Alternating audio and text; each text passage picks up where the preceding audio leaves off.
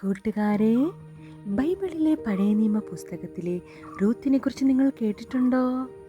ഇന്ന് നമുക്ക് രൂത്തിൻ്റെയും ബൂവോസിൻ്റെയും ബൈബിൾ കഥ പഠിക്കാം. ഒരിക്കൽ ബേത്ലഹേമിൽ ഒരു കുടുംബം ജീവിച്ചിരുന്നു. എലിമലേക്ക്, ഭാര്യ നവോമി, അവരുടെ 2 പുത്രന്മാർ. ദേശത്ത് ക്ഷാമം വന്നതിനാൽ അവർ മോവാബ് ദേശത്തേക്ക് താമസം മാറി.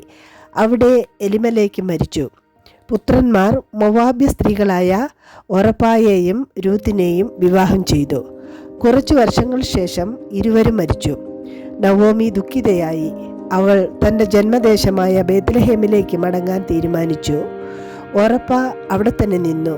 പക്ഷേ രൂത്ത് വിശ്വസ്തയായി പറഞ്ഞു, നിന്റെ ജനങ്ങൾ എൻ്റെ ജനങ്ങളായിരിക്കും, നിന്റെ ദൈവം എൻ്റെ ദൈവവുമായിരിക്കും. അങ്ങനെ രൂത്ത് നവോമിയോടൊപ്പം ബേത്ലഹേമിലേക്ക് പോയി.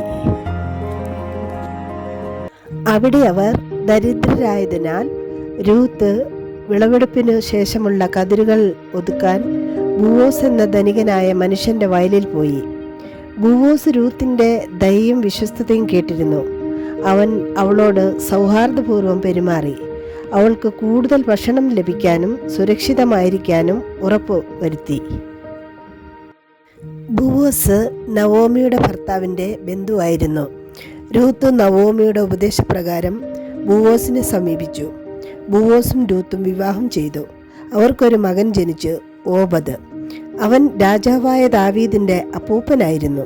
അതായത് രൂത്ത് യേശുക്രിസ്തുവിൻ്റെ വംശപരമ്പരയിൽ പെട്ടവളായി. ദൈവം അവളെ വലിയൊരു അനുഗ്രഹത്തിലേക്ക് ഉയർത്തി. നിങ്ങൾക്ക് ഈ കഥ ഇഷ്ടമായോ? ഇഷ്ടമായെങ്കിൽ നമുക്ക് അടുത്ത കഥയുമായി കാണാം. Bye bye.